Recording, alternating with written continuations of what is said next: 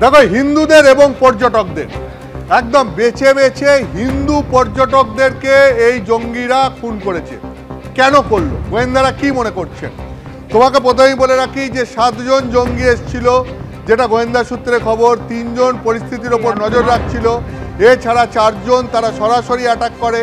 মনে করা হচ্ছে যে এরা ভারত পাকিস্তান সীমান্ত পেরিয়ে পাকিস্তানের দিক থেকে 8 ঘন্টা ধরে ট্রেকিং করে এই যে জায়গায় বৈশারণ ভ্যালি, যে জায়গায় এই জঙ্গি হামলার ঘটনা ঘটেছে, সেই জায়গায় এসে পৌঁছায় এবং সেখান থেকে যেখানে হামলার ঘটনা ঘটেছে তার 40 মিটার দূরে একটা জায়গায় সেখানে তারা ঘাঁটি গেড়েছিল। এবং তারপরে গতকাল তারা যখন এই পুরো জায়গাটা পর্যটকে ভর্তি হয়ে যায়, এই জায়গাটাকে মিনি সুইজারল্যান্ড বলা হয়, এবং এই অপূর্ব সুন্দর জায়গা দেখতে দেশ বিদেশের বহু পর্যটক এখানে যান। এবং সেই সময়েরই জঙ্গিরা সেখানে হামলা চালায় এবং বেছে বেছে পুরুষ পর্যটক এবং তাদের ধর্মীয় পরিচয় হিন্দু কিনা সেটা নিশ্চিত করে জঙ্গিরা তাদেরকে গুলি করে খুন করে। যে 26 জন মারা গেছে তার মধ্যে 25 জনই হিন্দু পুরুষ এবং তারা পর্যটক। একজন মুসলমান, তিনি হচ্ছেন স্থানীয়, তিনি টাট্টুওয়ালা, যিনি পর্যটকদেরকে ঘোড়া দিয়ে বিভিন্ন জায়গায় নিয়ে যান। তিনি জঙ্গিদেরকে বাধা দিতে গিয়েছিলেন এবং জঙ্গিদেরকে বাধা দিতে গিয়ে এই মুসলিম টাট্টুওয়ালার মৃত্যু হয়। এর বাইরে পর্যটকরা যারা খুন হয়েছেন তারা প্রত্যেকে হিন্দু।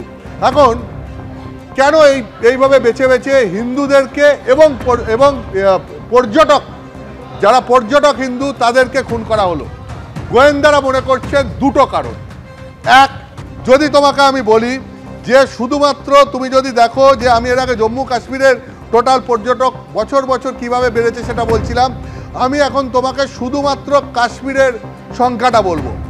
যদি দেখো যে শুধুমাত্র কাশ্মীরে বছর বছর কিভাবে পর্যটকের সংখ্যাটা বেড়েছে, যদি দেখো যে এই কাশ্মীরে 2020 সালে মাত্র 41,267 জন পর্যটক গেছিলেন।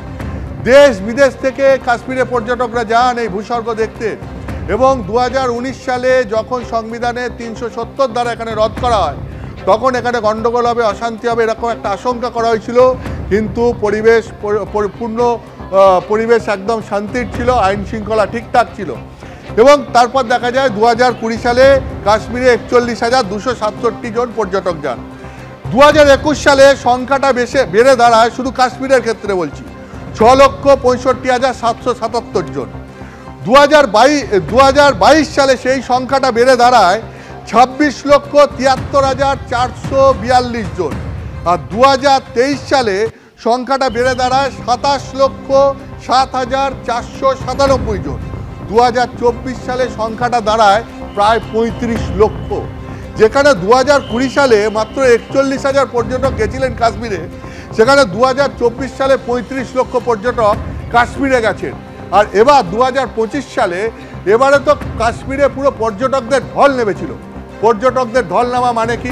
স্থানীয় বাসিন্দারা যারা পর্যটনের ওপর নির্ভরশীল তাদের সরকারের প্রতি আস্থা ফিরে আসা, স্থানীয় অর্থনৈতিক ব্যবস্থা মজবুত হওয়া, কাশ্মীরে যে একটা শান্তি শৃঙ্খলা বজায় রয়েছে এই ছবিটা সারা বিশ্ব জুড়ে ছড়িয়ে পড়া। ঠিক গোয়েন্দারা মনে করছেন এই ছবিটাকে আঘাত করতে এবং একই সঙ্গে অর্থনীতিকে আঘাত করতেই এই হামলাটা চালানো হয়েছে। দ্বিতীয়ত, তাহলে হিন্দুদেরকে শুধু বেছে বেছে হামলা চালানো হলো কেন? সেইটা মনে করা হচ্ছে যে একটা ধর্মীয় বিভাজন তৈরি করতে, কাশ্মীরের মধ্যে একটা ধর্মীয় বিভাজন তৈরি করতে এই হামলাটা করা হয়েছে এবং জঙ্গিদের পরিকল্পিত হামলা এটা গোয়েন্দারা মনে করছেন। 3 নম্বর কারণ কি? যা গিয়ে মোদিকে বল, যে সমস্ত পর্যটকদেরকে মারা হয়েছে তাদের আত্মীয় পরিজনদেরকে এই কথা জঙ্গিরা বলেছেন। মানেটা কি? মোদিকে বল মানে কি? মোদিকে বল মানে হচ্ছে ভারতবর্ষের প্রধানমন্ত্রীকে বলতে বলা, বিজেপি সরকারকে বলতে বলা। অর্থাৎ সরাসরি এই আঘাতটা যে ভারতবর্ষের সরকারের প্রতি জঙ্গিরা আনতে চাইছে সেই বার্তাটা দেওয়া। কেন এই বার্তা দিল? গোয়েন্দারা মনে করছেন যে এর পেছনে পাকিস্তানের মদত রয়েছে। যেরকম পাকিস্তানের জঙ্গি সংগঠনগুলো, পাকিস্তানের পাক মদতপুষ্ট জঙ্গি সংগঠনগুলো এই ঘটনার সঙ্গে সরাসরি যুক্ত, তেমনি এর পেছনে পাকিস্তানের আইএসআইয়েরও মদত রয়েছে এবং এর পেছনে বেশ কিছু পাকিস্তানি মৌলবাদী সংগঠনেরও ইন্ধন রয়েছে।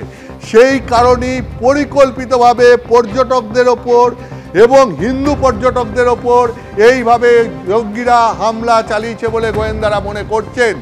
এখন এই যে হামলার পর এই কাশ্মীরের পরিস্থিতি আবার কিভাবে স্বাভাবিক পর্যায়ে ফিরিয়ে নিয়ে আসা যায়, সেটাই এখন দেখার যে ভারত সরকার এই জঙ্গি হামলার প্রত্যুত্তরে কি ব্যবস্থা নেয় এই জঙ্গিদেরকে উচিত শিক্ষা দেওয়ার জন্য।